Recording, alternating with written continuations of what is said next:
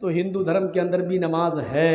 जाहिर है कि हिंदू एक कौम है और इसमें भी कोई ना कोई नबी आया जरूर था। कौन आया ये नहीं मालूम, लेकिन आया जरूर था। इसीलिए नमाज का जिक्र हिंदू धर्म की किताब में मौजूद है। श्रीमद् भागवत गीता का 6वां अध्याय और मंत्र नंबर 10 कहता है, योगी युज्जीत सततमात्मानं रहसि स्थिता एकाकी अच्युतात्मा निराशीर परिग्रह।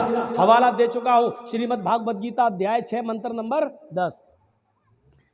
जब पूजा के लिए, भक्ति के लिए खड़े हो तो पूरे शरीर का योग कर लो। योगी, यूपी वाला योगी नहीं, योगी यूपी वाला मत समझ लेना। योगी का यहां मतलब क्या है? पूरे शरीर की एक्सरसाइज, पूरे शरीर का पूरे शरीर की कसरत और वर्जिश, योग सिर्फ नमाज में, सिर्फ नमाज में। देख लीजिए आप, हिंदू भाई क्या करते हैं? खड़े हो गए मूर्ति के सामने,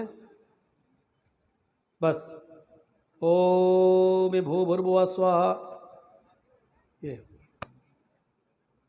लेकिन योग नहीं है पूरे शरीर का।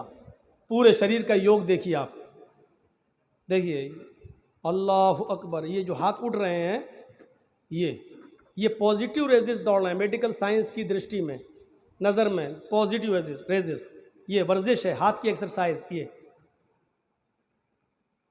ये आपने नियत बांध ली। अब सीने पर जो नियत बंधी है, इधर भी पॉजिटिव रेजिस है, ये वजन है इस पर आपका।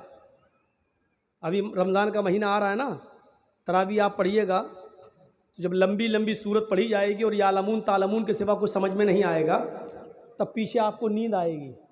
तो आप ऐसे करेंगे, फिर ऐसा पकड़ना है।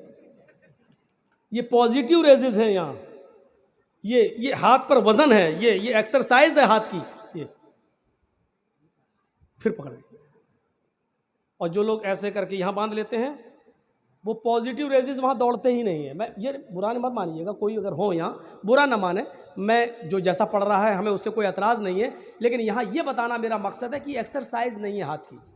ये देखिए, अब आप अगर नमाज पढ़ रहे हैं तो आपको नींद आएगी तो आपकी गर्दन ऐसे हो जाएगी, लेकिन हाथ नहीं छूटेगा। ऐसे पढ़ें, आप ऐसे करेंगे, ये हाथ नहीं छूटेगा, क्योंकि हाथ पर वजन ही नहीं है, वजन यहां है। ये एक्सरसाइज हाथ की एक्सरसाइज। डॉक्टर मोरिस बुकाई की किताब पढ़िए, उसने सीने पर नियत बांधने पर एक्सरसाइज बताई है। एक्सरसाइज, कुरान बाइबल और साइंस, कुरान बाइबल और साइंस पढ़िए। हाथ बांधने, सीने पर हाथ बांधना, उसने ये लिखा है, क्रिश्चियन ईसाई राइटर, उसने लिखा है कि मोहम्मद सल्लल्लाहु अलैहि वसल्लम ने सीने पर ही नियत बांधी। ये लिखा है ईसाई की तहकीक के मुताबिक भी ये वो आ गया। मेरे भाइयों, लग रहा कुर्सी में भी पॉजिटिव रेजिस दौड़ रहे हैं। अब देखिए, योगी उज्जीत सततमात्मानम। अब क्या हो रहा है? अल्लाहु अकबर कह के रुकू में चले जाओ। अब रुकू में भी आप गए तो पीठ बिल्कुल सीधी कर लो। बाज़ फुक़हा ने कहा है कि पीठ पर ऐसे बर्तन रख लो, पानी का भरा हुआ प्याला रख लो या गिलास, वो गिरने ना पाए। अब ये तो कोई करके नहीं देखता है कि रखा जाए तो गिरेगा या नहीं, लेकिन हकीकत ये है कि पीठ इतनी सीधी हो जानी चाहिए, लेवल पे आपके आ जाए।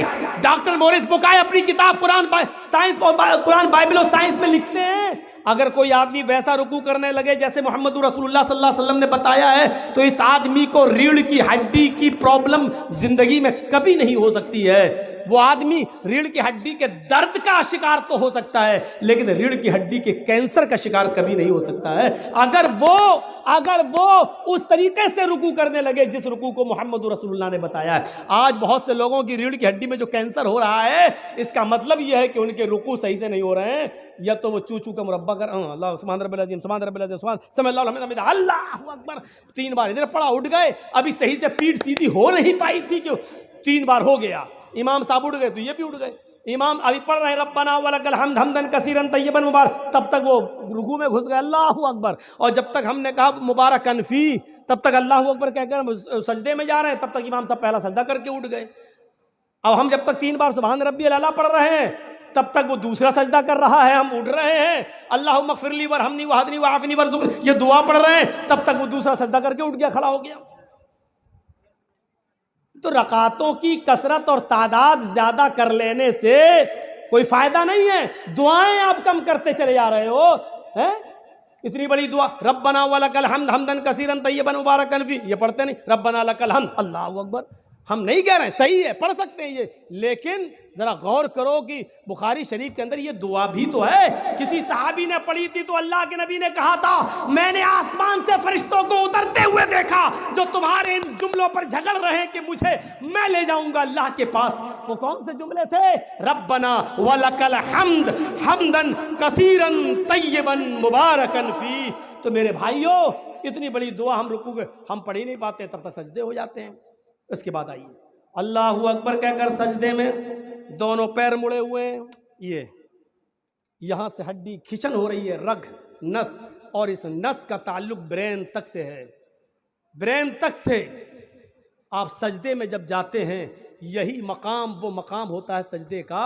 मेरे भाइयों, जब आपके पैरों के जरिए ब्लड का सर्कुलेशन पूरी तरीके से आपकी दिमाग की नसों तक भी पहुंच जाता है।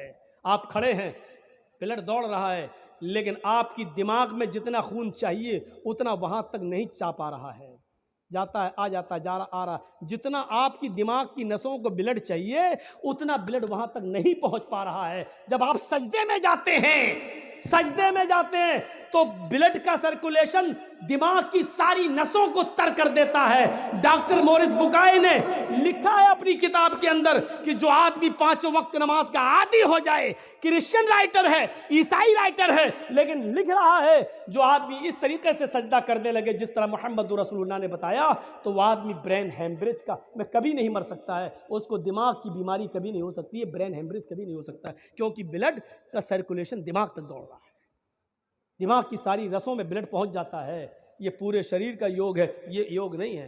अब तो ये भी नहीं हो रहा है। आपने मेरी पुरानी तकरीरों में सुना होगा, भिख मंगनी गाड़ी पे बैठे हैं, चला रहे हैं धड़ाधड़, हमारा बहुत से हिंदू भाई हुर्र सामने हनुमान जी की मूर्ति देखी, हिलाई 10 किलो की खोपड़ी बढ़ गए आगे। अब तो ये भी नहीं होता कि उतर जाएं, गाड़ी रोक दें और कायदे से हाथ सीने पे जोड़ के सही से पूजा वूजा कर लें, हो वे भू भूर्भुवः स्वः जो पढ़ा जाता है वो भी नहीं होता है। इससे तो अच्छा सुबह सुबह उठ के कह देते हैं सूर्याय नमः, सूर्याय नमः, ये फिर भी सूरज की पूजा कर लेते हैं। हनुमान और शंकर जी की पूजा अब नहीं हो रही है, इतना भी नहीं कर रहा।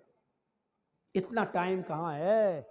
इतना टाइम नहीं है कि अपनी गाड़ी खड़ी करके थोड़ा सा अपने धर्म के मुताबिक छू लें और थोड़ा सा कर। अब मुसलमानों के पास तो पूछो मत, पूछो मत, इनके पास जबान है बस। मैं बड़े बाप का बेटा हूं, छोटे बाप की औलाद थोड़ी हूं। उस इस्लाम के अंदर मुसलमान होने की एक पहचान जो बताई गई और नबी अकरम ने मुस्लिम की जो तारीफ की, उसमें एक पहचान ये भी बताई कि अल मुस्लिम मन सलिमल मुस्लिमून मिन लिसानी व यदी। ये सबसे बड़ी एक पहचान बताई गई है कि मुसलमान तो वो है कि जिसकी जबान से और हाथ से दूसरे मुसलमान को तकलीफ ना पहुंचे। जबान की तकलीफ ये नहीं भरती है, हाथ और पैरों से किसी को मारो जख्म भर जाता है, लेकिन कभी कभी जबान का जख्म नहीं भर पाता। वो अहमदाबाद की साबरमती नदी में कूदने वाली और छलांग लगाकर अपनी जान खुदकुशी करने वाली और अपनी जान दे देने वाली, ये तो एक सोशल मीडिया है। और उसने कहा है कि वो जहेज के लिए सताता था और मारता था, पीटता था, लेकिन उसने खुदकुशी करते वक्त जो वीडियो बनाई उसमें जबान का जख्म बर्दाश्त नहीं कर पाई थी। उसने क्या कहा था कि मैं खुदकुशी कर लूंगी, तो खुदकुशी नहीं करती। ये धमकी तो वो कई महीनों से दे रही थी, लेकिन जब उसके पति ने, शौहर ने ये कहा कि ठीक है तुझे जो करना हो कर, मरना हो तो मर जाकर, और मरते वक्त वीडियो बना के भी मुझे भेज देना, जब उसने ये जुमले कहे तो जबान का ये जख्म वो बर्दाश्त नहीं कर सकी।